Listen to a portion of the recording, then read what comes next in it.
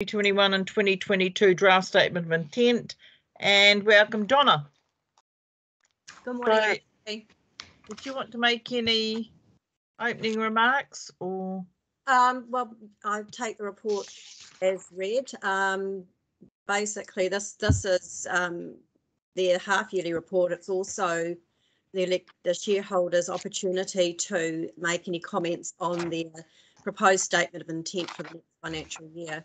I think that the key things probably to note is that the company's updated their vision, and they've also have some new initiatives. They have also changed their name, or they have now a trading name. They're still companies still called Waikato Local Authority Shared Services, but they are calling themselves CoLab now. I'll just take the reports as read, and if there's anybody got any questions, I'll attempt to answer them.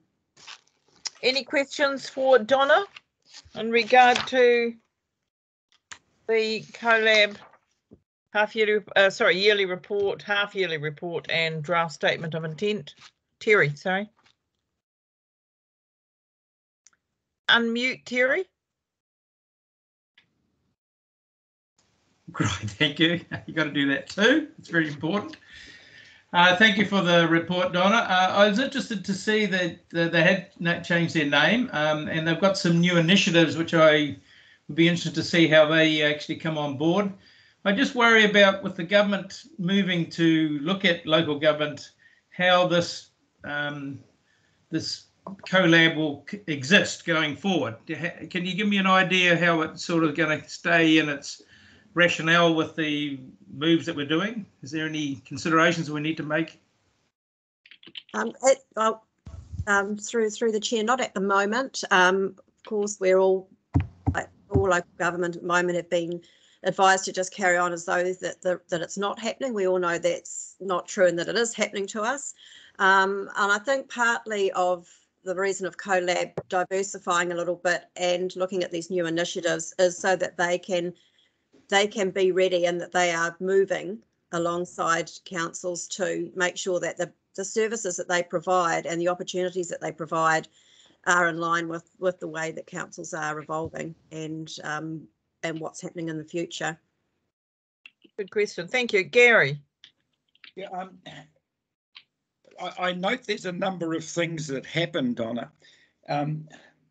There's a list of CoLab water services and all these other things and collaboration, etc. Has there ever been thought, I've mentioned a long time ago about writing our 30-year plans and things like that, whether there should be some form of liaison, if people can come up with the bulk and then you can go off and do your addendum for each particular place. Has that ever been considered? I'm not too sure of that one, but it is. I mean, it is something that they could probably look at. I guess it's difficult when they're dealing with nine different councils and the diversity amongst those councils as well as to their plans and what that could look like. But yeah, there are still opportunities. It's an opportunity, something they could look at for sure. How many other councils have similar organisations around the country like this? Well, if we're talking about CoLab, there's nine shareholding councils in the CoLab company, and they're all around the Waikato. Yeah, but any other areas in the country have such a system? Not that I'm through you, Your Worship. Yeah, there's a number of regions have shared service arrangements across councils in different regions. So I know that in the Lower South Island there's a shared service arrangement between 3 local authorities across Otago, and they all do them slightly differently and manage them slightly differently. But this one is actually a formed company. But yeah, there's a series of shared. To answer your question, Gary, there's a series of regions that have shared services arrangements. I think that were probably originally identified for looking at efficiencies of backroom services, for argument's sake, but then have evolved into various and morphed into various other scenarios. But they do exist across other parts of the country. Just one other point before I leave. At page 349, the governance arrangements, I note that Rob Williams is the representative there. We'll need to consider what happens in regard to that. Yes, so through the chair, there is a report coming, I believe, on this paper for a recommendation from council in regards to the new representative. Thank you. There's a report on page 423. Any other questions of Donna? There being none, then I'll put the resolution. All those in favour, please say aye. Aye. Against? Carried. Thank you. So we move on to the next page, which is, I'm just getting it.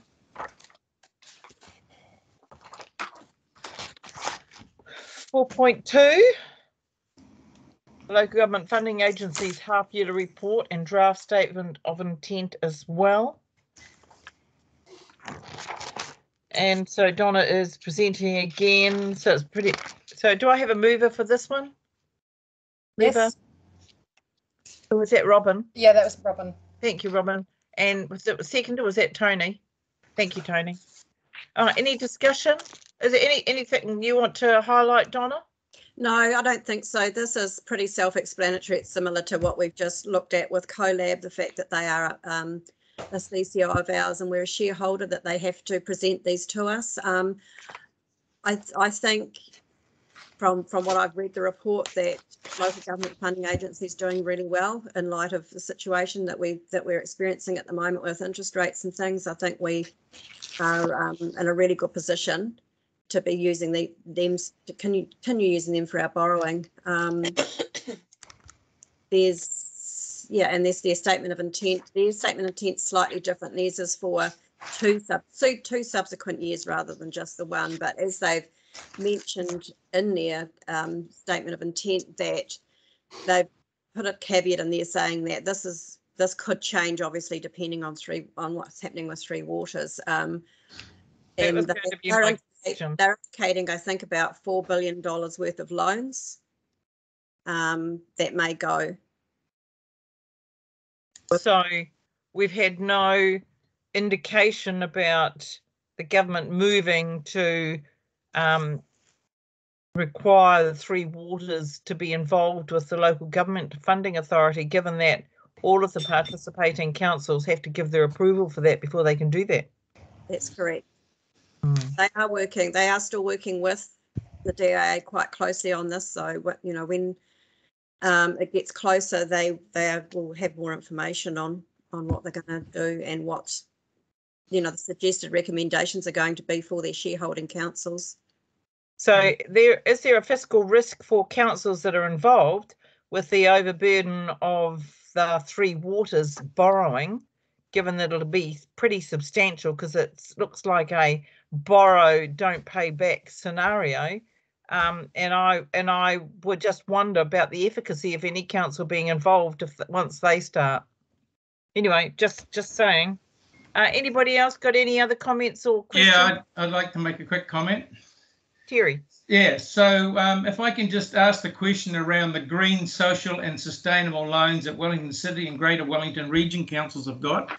What's so special about those? Do they come at a better rate or a longer term better rate? What's the benefit? Yes, it's a slightly better rate, slightly better interest rate. Interest rate. That's the only beneficial is the interest rate repayment. Mainly, and so what that is, Councillor Walker, is it's for very large projects. So what happens is the local government funding agency will go out for a tender for a bond just for that particular project. So it has so then they get interest from their lenders and various parties on that, and that's how they negotiate that through that green sustainability. Right. So they do not have to. They meet a criteria on the project, not a. Yes. Yeah. Right. I got you. Okay. Very good. I know. Any other questions or queries of Donna? There being none, then I'll put the resolution. All those in favour, please say aye. Aye. Aye. Against? Carried. Thank you. So Through now the chair, Sandra, Yep. can we please just go back to item 4.1 because we did not get a mover or a seconder for that item. Beg your pardon. Item 4.1, which was CoLab half-yearly report. the CoLab. Tony, and it's moving. And who was seconding? Can I have a seconder, please? I'll second, Sally. Sally, thank you. Thank you. I thought we did for that one. No, we didn't. Okay, so if that's the case, then I'll put the resolution again. All those in favour, please say aye. Aye. Against, carried. Thank you. Sorry about that. So now we're moving on to, well done, Ariana, 4.3, which is the appointment of a board director to the Waikato Leisure Authority. Rex is speaking to this, and we have a suggested resolution, and I'm happy to move the resolution. Do I have a seconder? Seconded, Sally. Does any comment or anybody want to speak to the resolution? Sorry, Rex. Why have you suggested him, Sandra? He's a chief executive. He's been around for a while. He's got some experience, and he knows he's pretty familiar with the organisation and the work it does. And he's worked very closely with our CE, both in the past and currently, and with Hauraki District Council as well. And so we see that being quite valuable for us from the eastern sub-region of the Waikato. Yeah, and Hauraki is supportive of that? Yes. Okay, all good. John, then Tony. Thanks, Sandra. Yeah, hey, I sort of feel like we sort of maybe lost foot in the door there, but I'm sure we'll still get the information flowing through to you, Rex. I've always looked at this Waikato Local Authority shared services sort of sideways and wondering what benefit we did get out of it. And it would be nice if occasionally, Rex, we learned what we actually did get as a result of sharing those services, what financial benefits we got, what we saved. Yeah, those are just my thoughts regarding this one. Thank you. Tony. Unmute, please, Tony. Yeah, yep. I was just going to endorse the nomination. I've attended a number of meetings. And in fact, Don has been one of the keynote speakers and indeed one of the organisers within the local government organisation and also the Road Controlling Authority, where he has good inroads into NZTA and those agencies. So in my dealings with Don, I think he'd be a good man, and I think very fair to represent us as well. So I'm just endorsing that. Thank you, Tony. Appreciate it. Any other comment? There being none, then I'll put the resolution. All those in favour, please say aye. Aye. Aye. Yeah, against, carried.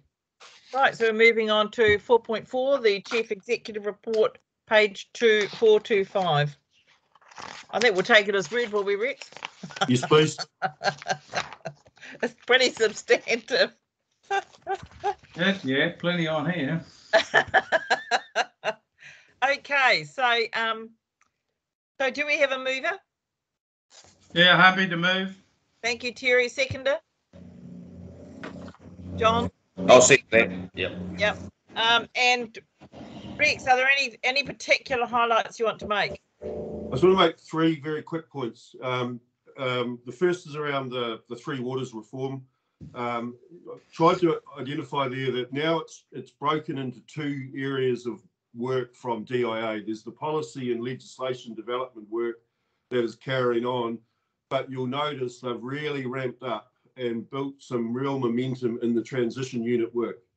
So basically they're operating these two tranches of work side by side while they get the legislation sorted.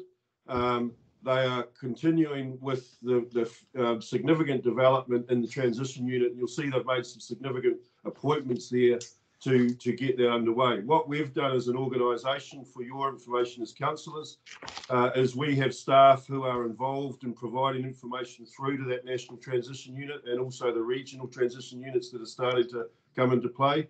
And we've actually developed a unit within our own internal organisation to start to consider the significant impact of transitioning out of Three Waters over the next 2 years and what that means for our business. So we've got to be in that ballpark to continue to build that. That's the first thing I'd say.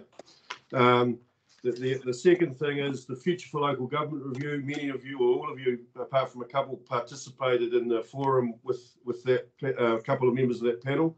I just wanted to reinforce that you'll notice from the work that they're doing, it's not solely getting information from within the sector. They're going a lot wider than the sector and getting the general community and other members of the ecosystem involved in providing feedback for what the future for local government looks like. So I think that's, again, a really important point that we need to note as a sector, that they're not relying solely on information from us, but they are going wide and looking at the broader ecosystem. What that's doing is it's actually identifying that local government is part of a bigger ecosystem, and actually for other areas of government need to be looked at as well, especially in the relationship space between local government and central government. And then the third point I just wanted to raise on page 434, 435, you'll see we've included starting to include some information on staff engagement. And the work that we are now ramping up with respect to people and capability issues, the whole recruitment, retention, attraction conversation, which we will start to provide and populate more information into this report going forward as well. But to start that, we started a conversation at the last council meeting around staff engagement, around retention, and we're just starting to now add some of that information into this report. Happy to take any other questions. Any questions of Rex? Yeah, I've got some questions if I can. Yeah, go if you like to. So thank you for the very comprehensive report, Rex. Very good. I'm really concerned about those two projects, Sugarloaf Wharf and Kopu Marine. Very, very surprised to see the Kopu Marine now include the public ramp in the discussions, which is quite a turnaround from the issues over mangroves. Rex, do you feel comfortable going forward that these projects either need to be fast-tracked or be really concerned about capturing this money so we don't lose it somehow? Yeah, so to you and Lorna can jump in as if I don't cover this off appropriately, but certainly the Kopu Marine, one of the things that I've asked Lorna to now that the consent has been granted as such is, what does it mean for the project going forward when we need to consider the whole financial implications, when the money was granted to what the costs are now, what the implications of that are, what's the appetite for the government through MB or Ministry of Business, Innovation and Employment to actually come back to us and work in partnership with us to look at that funding shortfall, because we're tied until we know exactly what the implications are of that. So while the consent's been granted, we need to actually make hay slowly in the sense of what does it mean financially, what does it mean from a project timing perspective, and we've already had that conversation with Andrew about escalating costs and so on, and there's been a lot of stuff happen from when the first grant was approved to where we are now. So Lorna, I'm not sure if you want to add anything more. Just to say, as you're well aware, Terry, when we first applied for the funding, we asked for $10 million for the full build, and that was not the case. We got that 8.2 million. Again, it's taken another delay of 6 months because of the national environmental standards. We had to give some more certainty to the EPA, and then the panel agreed with us and decided that the full consent be granted for both the rec and the commercial working wharf. We've been in discussions with MB over the last 2 weeks, and we're making it very clear about these cost escalations. It's of no surprise to them, and they said that there are many projects like this around the country having a similar problem. So it's about now us putting together the prices with more certainty so that we can go back to MB and have those conversations about being able to get more money from MB in the first instance.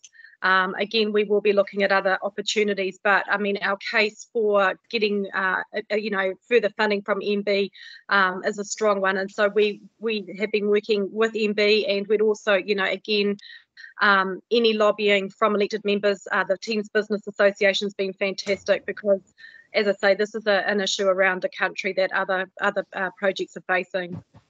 I just comment on that. It's the two big issues of steel and concrete. There's a lot of that in this project.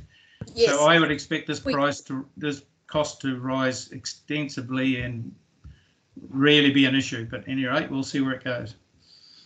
Okay, any other comment? Any other questions of Rex in regard to his report? Rex, from my own perspective, I see not much has changed in the Three Waters space, and not much has changed in the local government reform space. Just still whole lot of hooey, and very little concrete or anything of substance to get your teeth into. Certainly don't support the shareholding proposal that's been suggested. I see there is another hand up, Sally.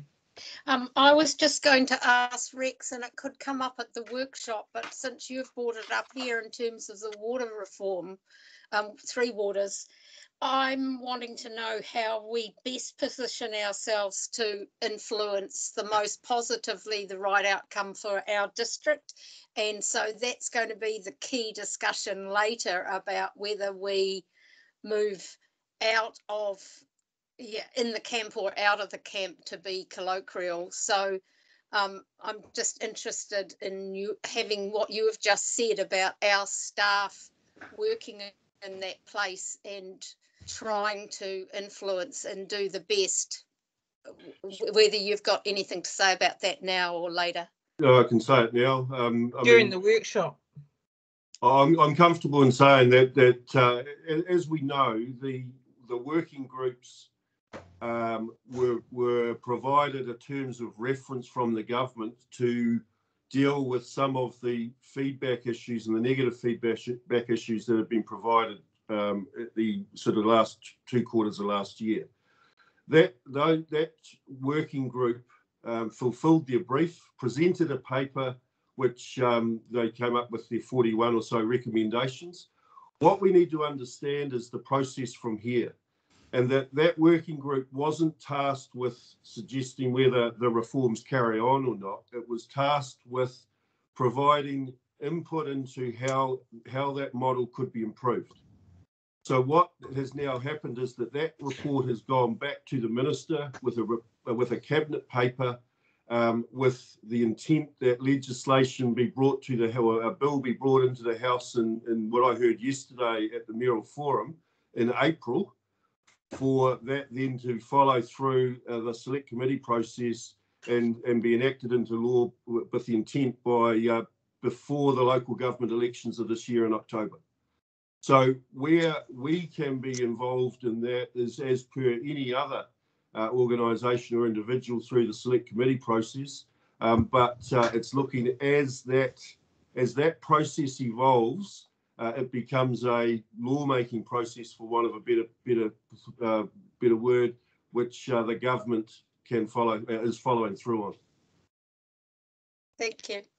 And in terms of the transition work, one of the things that is really important is that we can, and some councils have considered how they provide that information. I mean, we are obligated to provide that information if asked for. And again, it's been asked of all of the local authorities across the country so that it can assist and support that transition unit in building the model and building the entities that are intended to be kicked into action on 1 July 2024. So even the members of the councils who've joined the Local for Democracy group, or whatever it's called, they will still, their staff will be having to act like ours are in terms of business as usual, providing that information, working cooperatively. It would become a Lagoima request. and it would be obviously then a requirement for the councils to follow the Lagoima process. Right. Thank you. Okay, any other questions of Rex? There being none, then I'll put the resolution. All those in favour, please say aye. Aye. Against, carried. So we now Can I just make a comment? Yeah. I'd just like to say that the information flow and the communication and the acknowledgement of staff in the weekly updates, etc., and the specificity of people's involvement has been appreciated, and it's really good to have that map that we got last night to actually know where people fit. So thank you very much, Rex, and your team for that ongoing work. Thank you. Thank you, Sally. So we now go to members' reports, and I'll start with the top left and go clockwise. Tony. Oh, okay. Well, for me, I just want to once again acknowledge the work of those involved in the shoreline management program. The staff work in this, in my mind, has been exceptional, and it's been pretty fluid. So as things have changed, they've been able to adapt very, very quickly. And I think for those people participating, from my experience and for the ones I've been at, I think have also recognised that. And when you've actually got good data in front of you and you can have good discussion, I think those outcomes are good. Particularly for those community groups, which are all voluntary people who have spent literally hundreds upon hundreds of hours on this.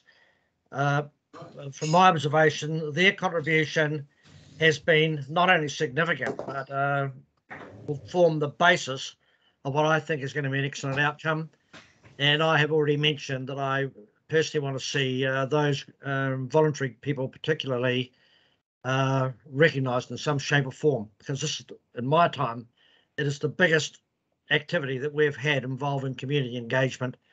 And I think it's a very, very good example of how these things work. So that's it, but there from me. I'm interested to see a bit more about the Mercury Bay transfer station. So I read in the members' reports that that's ready to go and things are happening.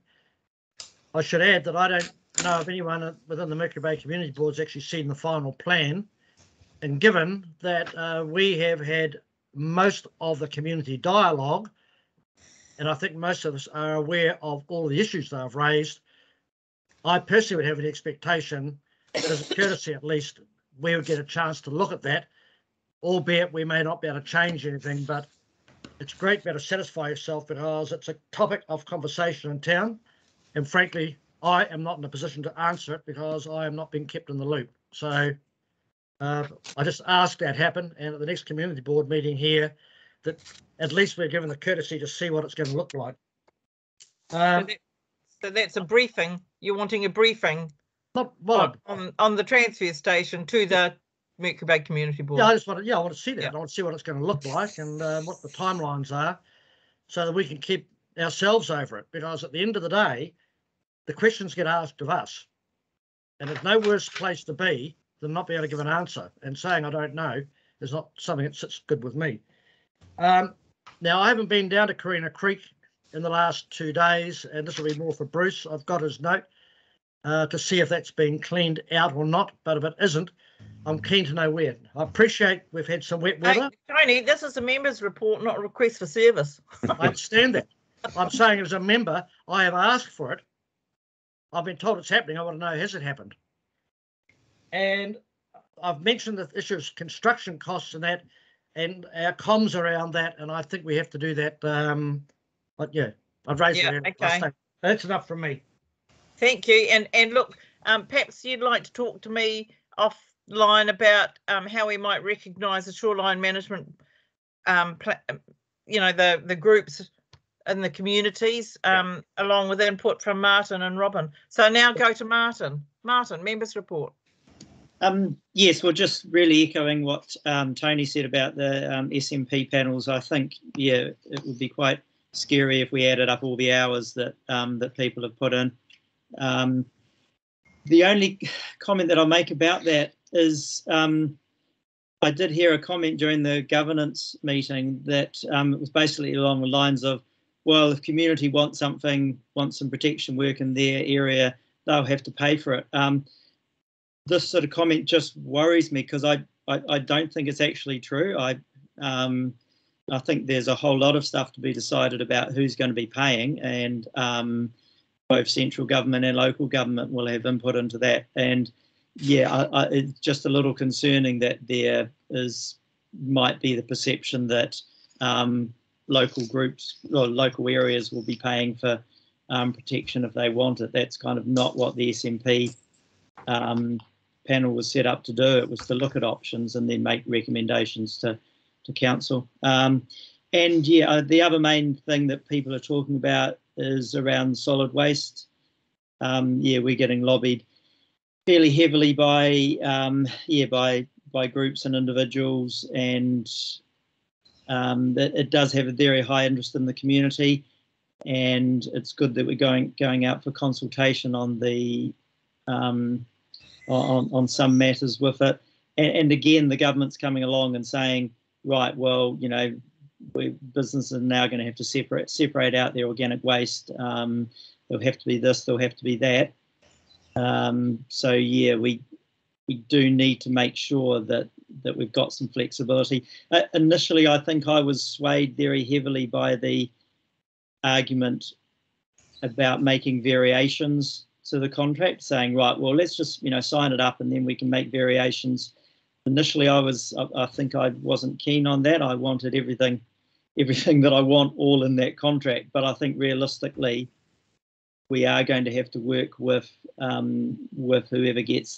whoever's successful, and make it very plain to them that we will want the curbside collection of, you know, whatever, depending on what our community wants. So yeah, I'm kind of flip-flopping a little on this issue, but there's so much. Yeah, that can be an outcome of the consultation. Were there any other matters you wanted to raise? No, that's all. Thank you. Thank you, Martin. Sally. Just the two issues for me that keep me awake at night are the Kopu Marine, because it's such a vital developmental part of the industrial area for us. And when I say us, I mean all of us, and how we're going to be realistic about that and fund it, etc. And the other thing that is keeps me awake is the Thames housing, of which we'll talk about later. And anyone that tells me it's easy or we're being lazy or whatever, the reality is that it's not easy. We're not being lazy. The land isn't here, and we've got immediate, short, medium and long-term problems, if not a crisis. So, and it's through everything from homelessness to people that can afford a cup, 1.5 million, people that can afford 500,000, right through the whole spectrum. So housing and how that affects our people and our ability to grow the industrial and commercial part of our town due to people not being able to live here are the two issues that really affect me. Sally, just in line with that and totally in support of that, I think they really affect the whole district as a whole. And so I think they are in my view, two of the big key issues. Murray.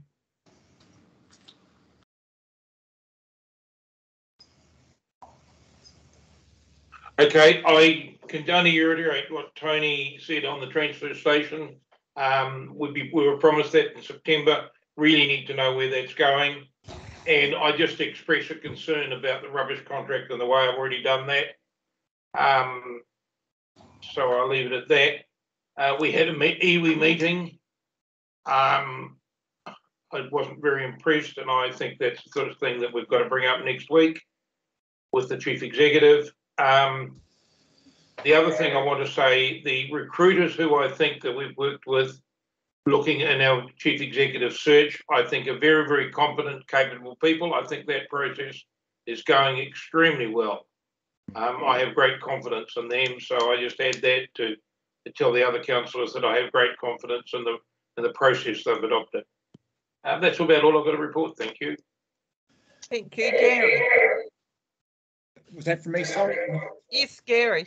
Okay, I'll talk just about one issue, and that's a question of consultation. You may have seen that came through. I sent an email, and you'll be wondering what the hang was that about. And that email showed signage down the road where they're doing works on the park there. It's quite a large park. Prior to that, they had signage up there saying what was going to happen and for consultation. Now, one of the concerns there is that I talked to Richard Northey, who been on the council for many years. He's now chair of the community board, but he was a councillor and he was the chair of the Economic and Development Committee. And they came to the decision they were having so many problems with people saying we haven't got consultation. They started putting up signage saying, this is what is proposed. They put the sign up on the park. This is what we're talking about. Have your say, da-da-da-da, and everyone would know. And he said, the way things then ran smoothly and are running smoothly is just amazing. And I think we need to reflect on that, because we've had this all blow up with the Island View Reserve and what's happening there. And one of the problems is, like in that area, a majority of people are absentee and they don't know what's going on. If they'd come down and see the sign and know what's going on, then they can be part of the process. And now they've had lawyered up and done all sorts of things, and we really have to go through the consultation process. So I'm trying to short circuit and say, and as Richard said, I was talking to him this morning, it doesn't cost that much for those signs, and it just moves things on so quickly that people say, oh, we know about it, and they just ended up having so much more consultation. And I just think that that is a thing that we could look at doing, because, as I say, we have absentee people who don't know, and at least because they don't even see the ads in the paper, because they only get the paper if they come down. So that's just a good way of letting it know out there, and I think that's something we could consider, Rex. Okay. Mm-hmm. Thank you. I actually think that's a really good idea, and Me I think too. it would work throughout the district. Yeah, good move. And in light of it, because of the absentees in particular, because they aren't signing up, they don't see the papers, and they don't always read what we might put out there. So, very good. The cost of them was quite low comparative to what it used to cost before, having to go through all these processes. He said people are so much more informed now, and you can stroll down the park and have a look. They've got signage up saying what the contractor must do. They can't do this, they can't do that. Just report if anything's wrong, and people just feel they're part of the action. Yeah, no, I think it's great. Good idea. Is there anything else you wanted to raise? For the moment, thanks. Thank you, Robin. Oh, hello. I had similar feelings to Tony about the work of the coastal panels. The coastal panels for the shoreline management plan have been doing a great job. Another great job done was Martin and I attended the Tairua Skate Park Open Day at Corey Park Domain on Saturday. It was very well run. I thought that Adele from Veros did a very good job at fielding the questions. There were emotions running high at some points, and it was really good to be there. It was good to hear all the different opinions, to actually have the voice and to see the layout on the ground. And actually, just in that, Gary, there is actually a notice on the fence at the tennis club, which is immediately adjacent to the proposed location at Corey Park. So that has been working very well as well, and was a focal point. The other thing I wanted to talk about, I've really appreciated the communication from Donna regarding the COVID policies. We've had quite a lot of feedback. I personally have had quite a lot of feedback about the requirement for vaccine passes at our council facilities over the last couple of weeks. And it's been really, I've been very confident in being able to say that, you know, the policy has been implemented for the reason of business continuity. And it's also been very nice to see that our business continuity has worked. You know, the libraries are still running when a number of shops in our towns have closed down. We do close temporarily for isolation purposes. On any given week, it seems there are about 3 or 4 shops where, because they're run by small families or with because there aren't very many employees, you know, one person gets it, they all get it, the shop has to close, and that's ultimately not particularly fantastic. So it's been good to see that our services have continued to run. I think that was about it. So thank you for the communication, Donna, and I look forward to that, to more of that. Thank you, Robin. John? Just a couple of things. Totally agree with Murray that Chief Executive selection panel, it's running well and it's a good, fair process. And yeah, we're going to get a good result at the end of the day. The other thing is, had a few local issues here recently, and I've really appreciated the fact that we, as councillors, are able to approach staff when there is a problem. I realise that's a privilege, and I treat it with the respect it deserves. And we have actually had some good results. So, yeah, I appreciate Rex that continues. It was the regime under Rob, and yeah, we've had some good results. So thank you very much. Thank you, John. Terry? Yeah, thank you. Yeah, just a quick one on the shoreline management plan, saying that's come together well over those 3 years. Fantastic to see the community's input to that. Still concerned about the input from WRC and NZTA, which we'll work through, I'm sure. Solid waste, yeah, the transfer stations are a strong lobby to try and retain those, and I see benefits in that.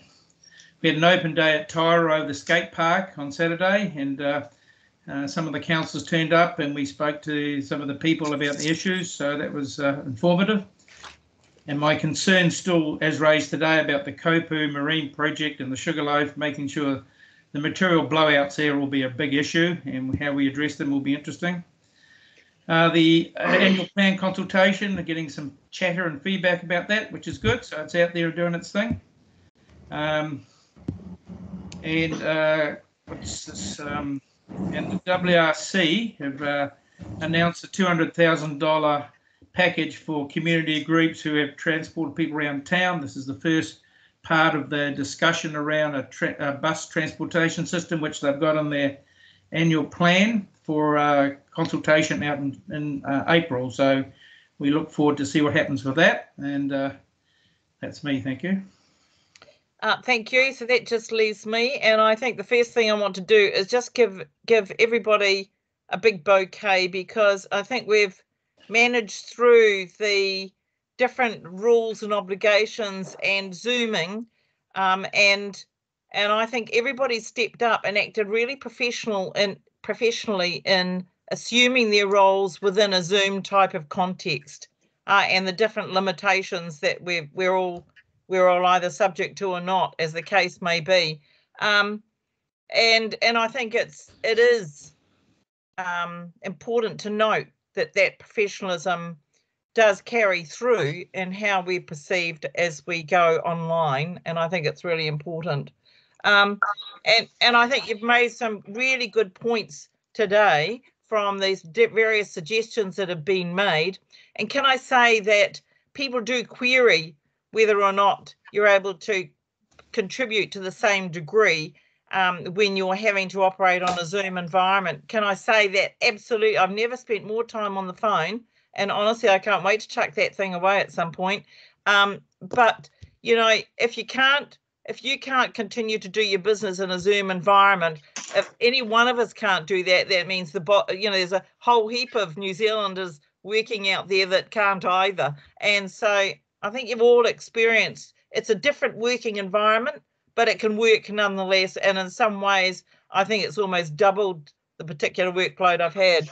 So I just wanted to put that out there, and thank you all very much for how everybody's stepped up. And Rex, to you and the team, just been amazing, particularly over the last 6 months, in light of such substantial change. And that's the big thing. You know, you really test the mettle of an organisation when they are faced with significant change, and they do step up and they cope with it, work through it, and get to the other side. And I think we're just about there. Murray's quite right. We're very lucky to be working with the likes of Paul Loof and Jackson Stone, so with Simon and David. So thank you, everybody. Big bouquet. And with that, could I have a mover and a seconder for the members' reports, please? I'll move them. Move Murray, seconded Robin. All those in favour, please say aye. Aye. Against? Carried. Now we'll go into public excluded. Could I have a mover, please? John, seconder. Terry, all those in favour, please say aye. Aye. Aye. Against, carried. So we're now in public excluded. 6.1.